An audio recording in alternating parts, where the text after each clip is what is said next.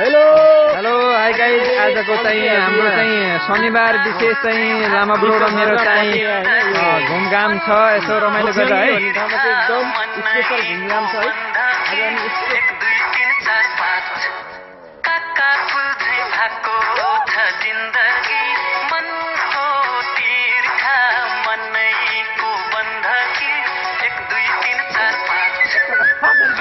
चार पाँच छ